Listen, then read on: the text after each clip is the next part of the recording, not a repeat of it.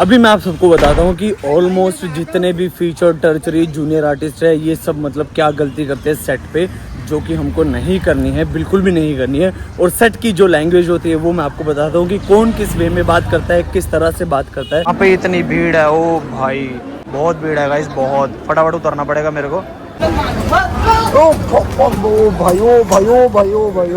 वाह गाइस कितनी अच्छी पेंटिंग कर रखी है, देखो दीवारों के ऊपर यहाँ पे। तो मैं एक चीज़ बोल रहा था आप सभी को कि जब भी हम लोग लाइक शूट पे जाएंगे ना, किसी भी शूट पे जाएंगे या फिर ओपन इंट्रोडक्शन के लिए जाएंगे या फिर ओपन ऑडिशन के लिए जाएंगे, तो मेक श्योर दोस्तों as an actor, as an professional actor, हमारा जो फ़ोन है ना वो साइलेंट होना चाहिए। क्योंकि उसका एक ही रीज़न है, जब भी हम लोग शूट पे जाते हैं, कहीं पे जाते हैं ना, तो वहाँ पे ऑडिशंस होते हैं, वहाँ पे शूट होता है, वहाँ पे डायलॉग्स चल रहे होते हैं, सीन चल रहा होता है, तो डिस्टर्बेंस ना हो इस वजह से हमको फ़ोन को साइलेंट ही रखना होता है सेट पे। उसके अलावा सबसे मेन पॉइंट ये है कि बहुत सारे एक्टर गलती करते हैं ये, जब भी हमको शूट पे बुलाया जाता है, जैसे मान लो हमको सुबह 6 बजे शूट पे बुलाया और हमारा जो शॉट लग रहा है वो शाम को लग रहा है, तो हमको गाइस उस सिचुएशन में फ्रस्ट्रेट नहीं होना है। क्योंकि जब मैं एज एन एडी काम कर रहा था तो हमारे कुछ ऐसा है कि फीचर कास्ट आए थे, कुछ हमारे टर्चरी कास्ट आए थे, कुछ ऐसे एक्टर्स थे जो कि बहुत ज़्यादा फ्रस्ट्रेट हो जाते थे, मतलब कि अरे यार हमको सुबह से बुला के रखा हुआ है, अभी तक हमारा शॉट नहीं लिया, सुबह से हम लोग यहाँ पे ऐसे ही बैठे हुए हैं। तो ये चीज़ नहीं करनी। फ्रस्ट्रेट जब होंगे ना हम लोग, तो वो सामने वाला बोलेगा प्रोडक्शन में से या एडी में से या कास्टिंग में से, भाई यार ये तो टेंट्रम कर रहे हैं, तो चोचलेबाजी कर रहा है। अब देखो यहाँ पे हमको ना 12 घंटे की शिफ्ट के पैसे दिए है, मतलब हमारा हक बनता है, एज एन एक्टर हक बनता है पूछना कि कितनी देर बाद हमारा शॉट लगेगा। लेकिन बार बार सेम चीज़, अरे सर मेरा अभी तक आपने शूट नहीं किया सर, मैं सुबह से आके बैठा हूँ।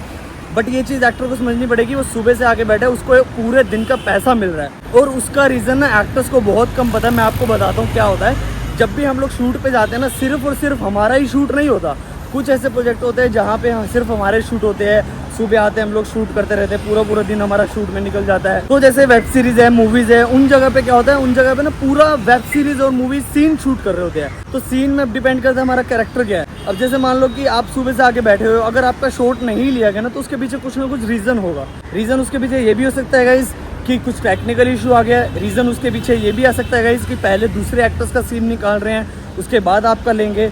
तो ये चीज़ रहती है और ज़्यादातर फिल्म इंडस्ट्री में ऐसा ही रहता है गाइस। जैसे मान लो कोई बड़े आर्टिस्ट के साथ अगर हम लोग शूट कर रहे हैं, तो सबसे पहले जो भी टीम के लोग होते हैं, वो सारे जितने भी बड़े एक्टर्स होते हैं, जितने भी नॉन एक्टर्स होते हैं, सबसे पहले उनका ही शूट ख़त्म करते हैं ताकि उनको जल्दी से शूट करके फ्री कर दे। तो ये भी रीज़न रहता है एक तरह से। तो इस पर हमको फ्रस्ट्रेट नहीं होना है। ये बहुत सारे एक्टर गलती कर देते हैं, इस वजह से वो रिलेशन ख़राब कर देते हैं। तो इस चीज़ को मुझे ऐसा लगता है कि समझना चाहिए कि एज एन एक्टर हमको पेशेंस रखना बहुत ज़्यादा ज़रूरी है। गाइस स्कूटर देखो कैसी जा रही है। तो इस सिचुएशन में हम लोग क्या कर सकते हैं, इस सिचुएशन में दोस्तों हम एक ही चीज़ कर सकते हैं, अपने साथ बुक्स लेकर जा सकते हैं रीड करने के लिए, कुछ मूवीज़ देख सकते हैं, इंटरव्यूज़ देख सकते हैं, पॉडकास्ट देख सकते हैं, रोहित सहगल व्लॉग्स को आप देख सकते हो बैठ के वहाँ पर। और अपने आप को कंट्रोल रखना है, कुछ भी ऐसा हाइप नहीं है, कुछ भी ऐसा क्रिएट नहीं करना आपको कि अरे यार मैं सुबह से आके बैठा हूँ। भाई वो काम है हमारा, एज एन एक्टर वो काम है, उस चीज़ को समझना पड़ेगा, ठीक है। उसके अलावा एक चीज़ और हो सकती है, अगर आपका नेचर अच्छा है, अगर आपका और एडी का कुछ ऐसा अंडरस्टैंडिंग बन गया, अच्छा अंडरस्टैंडिंग बन गया,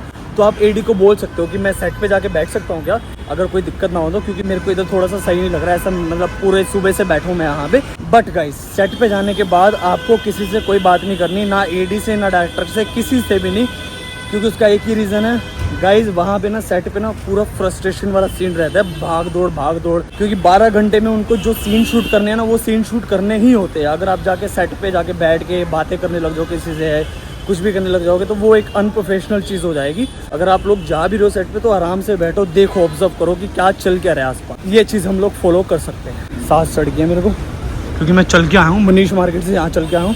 पहले यहाँ स्टेशन से वहाँ चल के गया था मनीष मार्केट, तो चलना बहुत पड़ता है मेरे को, क्योंकि मेरे पास कुछ गाड़ी नहीं है, कुछ बाइक नहीं है, और मैं इतने पैसे अफोर्ड नहीं कर पाता कि मैं लाइक टैक्सी वैक्सी लूँ। क्योंकि एक टैक्सी लेने का मतलब समझ लो 50 रुपये से ऊपर का, 50 रुपये के ऊपर का लाइक बिल बनाना, तो मेरे को पैदल ही चलना पड़ता है। और अभी जितना भी खाया पिया ना पच जाएगा वो। एक और गलती दोस्तों जो कि मैंने नोटिस की है, जब मैं एज एन एडी काम कर रहा था, एज एन थर्ड एडी जब मैं काम कर रहा था, तो एक्टर क्या करते थे, जैसे मान लो मैंने सेट पे बुलाया एक्टर को, तो मैंने उनको एक जगह पे बिठा दिया, तो वो ना बिना बताए मुझे इधर उधर चले जाते थे, लाइक वैनिटी वैन में चले गए या फिर कॉस्ट्यूम बेस पे चले गए, बाहर चले गए, लेकिन मतलब बिना बताए इधर उधर चले जाते थे। तो इन चीज़ों को अवॉइड करना चाहिए। अगर हमको कहीं जाना भी है तो हमको थर्ड एडी को बताकर जाना होता है, या फिर मान लो कोई भी अगर डायरेक्शन टीम में से कोई भी आसपास है, तो उनको बता कर जाओ ताकि पता रहे, क्योंकि इमीडिएटली शूट करना होता है दोस्तों। जैसे मान लो एक सीन चल रहा है, एक सीन खत्म हुआ और आपको बुला लिया, तो आपको गाइस बुलाते भी सेट पे ऐसे कि जैसे मान लो कि ये सीन खत्म होने वाला है, दूसरे एक्टर को बुला के इधर बिठा दो ताकि फटाफट शूट काट ले। तो अगर मान लो अगर आप नहीं मिले तो सीधा गाली पड़ेगी थर्ड एडी को, आपको सिर्फ प्यार से बोलेंगे कि भाई ऐसे क्यों किया आपने, बता के जाना चाहिए। तो वो एक प्लस पॉइंट है, मतलब एक नॉलेज गेन होती है वैसा है। तो ये गलती मत करना बिल्कुल भी, कहीं पे भी जाओ बता कर जाओ, क्योंकि उनको पता रहता है कि इसका शॉट इतनी देर बाद लगेगा, इसका सीन इतनी देर बाद लगेगा, तो वो आपको बता देंगे कि आपको जाना चाहिए नहीं जाना चाहिए। फाइनली आ चुका हूँ मैं CST स्टेशन। यहाँ से मैं दोबारा से लोकल लेता हूँ। ये मैंने दोस्तों ले लिया यहाँ से अंधेरी के लिए टिकट, मुझे दादर से चेंज करके जानी पड़ेगी।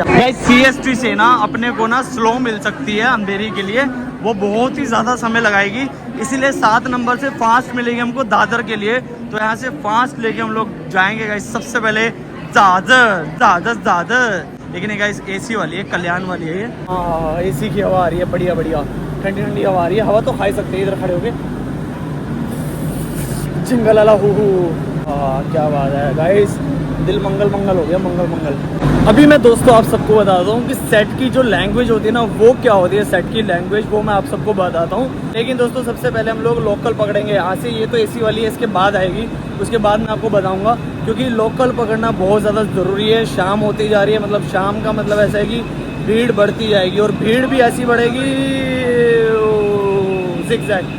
भीड़ भी दोस्तों ऐसे ही बढ़ेगी कि भैया पैर रखने की भी जगह नहीं होगी, इसीलिए फटाफट आ जाए। ये है स्लो, कल्याण जाएगी, ये भी है, यहाँ पे फास्ट आएगी तो पकड़ेंगे गाइस हम लोग। मेरा मन कर रहा है गाइस यहीं पे लेट के सो जाऊँ, बहुत चिल्ड हवा आ रही है, बहुत चिल्ड, मतलब मन कर रहा है इधर ही लेट जाऊँ मैं। एक ही वाली लोकल आई है, ये दादर जाएगी, फास्ट है गाइस, मुंबई टर्मिनल।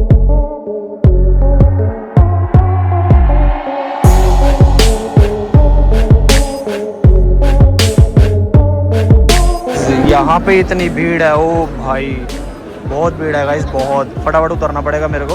ओ भाई तो जाओ उस्ताद। अरे अरे अरे रुक जाओ भाई, रुक जाओ। अरे अरे अरे अरे अरे हट जाओ भाई, हट जाओ। ओ भाई बच गया भाई मैं। भाई उतरने नहीं देते, उतरने चढ़ना तो भूल जाओ, उतरने ही नहीं देंगे। फटाफट उतर गया मैं, देखा आपने क्या हाल हुआ है। 4:21 4:30 ना 31 4:31 हुए, मतलब 4:30 बजे। अभी 4:30 बजे ये हाल है, अभी 6 बजे तक तो बहुत बुरा हाल हो जाएगा। तो इसीलिए फटाफट फोकस करते सबसे पहले यहाँ से अंधेरी पहुँचने के लिए। अरे भैया चढ़ जाओ, चढ़ गया गाइस। सेंट्रल से अभी हम लोग चल रहे हैं वेस्टर्न रेलवे। बहुत ध्यान से मुझे जाना पड़ेगा, बहुत सेफ्टी से मुझे जाना पड़ेगा। सबसे पहले हम लोग गाइस फोकस करते हैं अंधेरी पहुँचने के लिए। विरार फास्ट जाएगी 4:33 पे। कौन से नंबर प्लेटफॉर्म से मिलेगी? 3 नंबर। PF लिखो तो ना, PF ये होता है प्लेटफॉर्म नंबर। गाइस ये विरार फास्ट मिल जाए, चले ना चलो भैया जल्दी चलो। है जगह भैया। अरे तो लगेज में तो फाइन लग जाएगा मेरा। सेकंड में देखते हैं, 1 मिनट भैया, चलो जल्दी। पहुंच चुके हैं हम लोग गाइस अंधेरी स्टेशन। इतनी भीड़ तो नहीं मिली हमको अंधेरी स्टेशन में। मेरे एक सब्सक्राइबर है, उनका क्वेश्चन है, वो बोल रहे कि मेरी जो हाइट है ना वो 5'5" है, बट मेरी एक्टिंग बहुत ही ज़्यादा अच्छी है, तो क्या मुझे हाइट की वजह से लाइक एक्टिंग में रोल मिलेगा या नहीं मिलेगा? हमारी फील्ड में ना हाइट मैटर नहीं करती, बट कैरेक्टर के हिसाब से हाइट मैटर करती है। अगर मान लो एक कैरेक्टर की हाइट रिक्वायरमेंट है 5'11", तो वहाँ पे 5'11" ही हाइट चाहिए होगी। फिर आपकी चाहे हाइट 5'8" है, 5'6" है, आपकी एक्टिंग अच्छी है या नहीं है doesn't matter, but height matter करती है रिक्वायरमेंट के हिसाब से। कैरेक्टर की रिक्वायरमेंट के हिसाब से हाइट मैटर करती है, चाहे कुछ भी हो जाए। तो यहाँ से लेते हैं गाइस हम लोग शेयरिंग रिक्शा, अपना वही है। जब तक ज़िंदगी में थोड़ा सा ग्रो नहीं करेंगे तब तक शेयरिंग जाना पड़ेगा, बट ठीक है, पैसों की वैल्यू करना हमको आ रहा है। पैसों की एक जो अहमियत होती है वो हम सीख रहे हैं, वो आगे लाइफ में बहुत ही ज़्यादा काम आएगी। तो चलो अभी इधर वेट करना पड़ेगा शेयरिंग रिक्शा के लिए। चलो गाइस शेयरिंग आ जाए, शेयरिंग। हट जाओ। अरे ऐसे पकड़ना पड़ रहा है। चलो गाइस वो जा रहा है, इसको रोड क्रॉस करके बोल रहे हैं, रोड क्रॉस करके आ जाओ, तो रोड क्रॉस करके चलता है फटाफट ध्यान से। तो गाइस आ चुका हूँ मैं यारी रोड पे। अभी यहाँ से हम लोग चलो अंदर चलते हैं फटाफट। अभी मुझे बिल्कुल भी टेंशन नहीं है, क्योंकि अभी मैं अपने एरिया में पहुंच चुका हूं। अभी एक बात और बताता हूं मैं आपको, सेट पे ना कभी भी ना ज़्यादा डिमांड मत करो किसी चीज़ को लेके। लाइक मेरे को यही खाना है सिर्फ, मुझे पर्सनल वैनिटी वैन चाहिए, मुझे घर तक गाड़ी चाहिए, घर तक छोड़ के आए, मुझे प्रोडक्शन को बोलो गाड़ी दे दे। नहीं दोस्तों, एक एक्टर ऐसे करता है ना तो एक गलत इम्पैक्ट पड़ता है सामने वाले पे।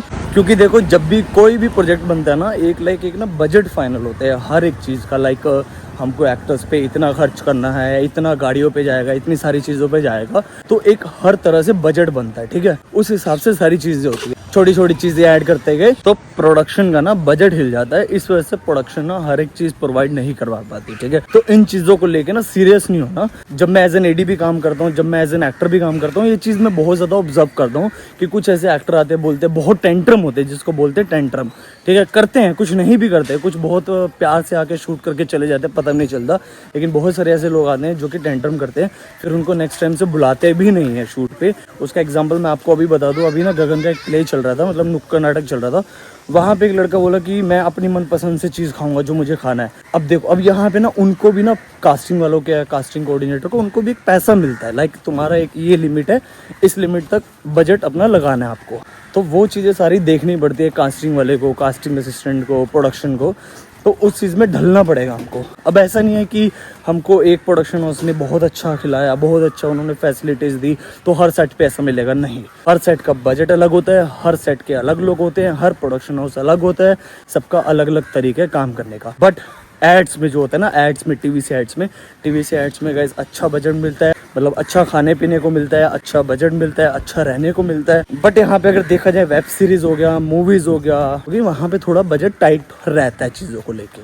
अगर आपको कुछ ऐसा है कि कुछ आपको खाना ही खाना है, दिन में आपको डाइट लेनी है, तो आप अपना साथ में कैरी करके लेके जा सकते हो, कोई आपको मना नहीं करेगा। तो वैसा है, तो डिमांड करने से भी एक इम्पैक्ट पड़ता है कि अरे ये तो भाई डिमांड कर रहा है, मेरे को ये चाहिए वो चाहिए, तो फिर सीधा वही से गाइस काटा है। That's it. मेरे दोस्त मिल गए, इनको बिस्किट डाल देता हूँ, यो यो यो।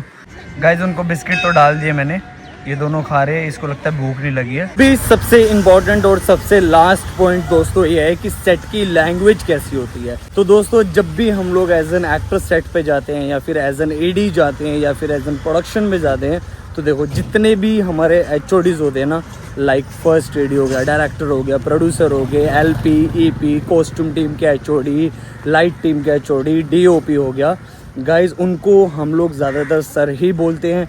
अगर कोई आपको सामने से बोल रहा है कि प्लीज़ मुझे सर मत बोलो, मुझे भाई बोलो, तो उनको भाई ही बोलो, क्योंकि सर सुन सुन के ना वो भी कहते हैं अरे क्या सारा दिन सर सर, है ना।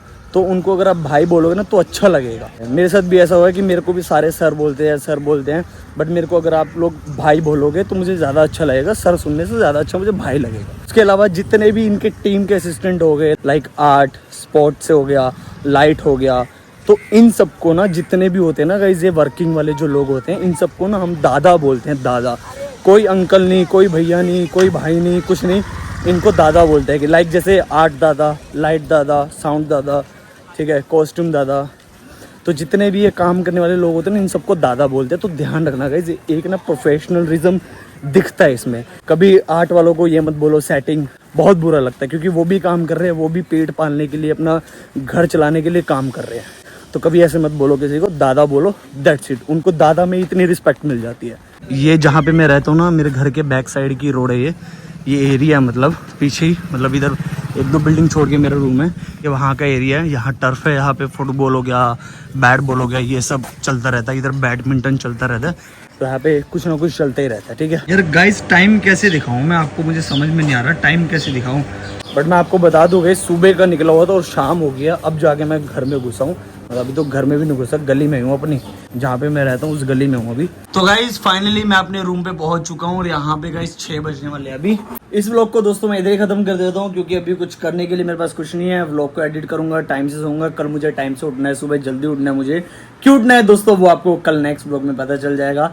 तो ठीक है दोस्तों, इस ब्लॉग को मैं इधर ही खत्म कर रहा हूँ। Guys please like, share and comment करके बताना कि क्या चीज अच्छी थी, क्या चीज बुरी थी, ताकि मैं उन चीजों को इंप्रूव कर पाऊं। तो ठीक है दोस्तों, मिलते हैं नेक्स्ट व्लॉग में, तब तक के लिए आप अपना ध्यान रखिए and thank you so much for watching. See you, bye guys.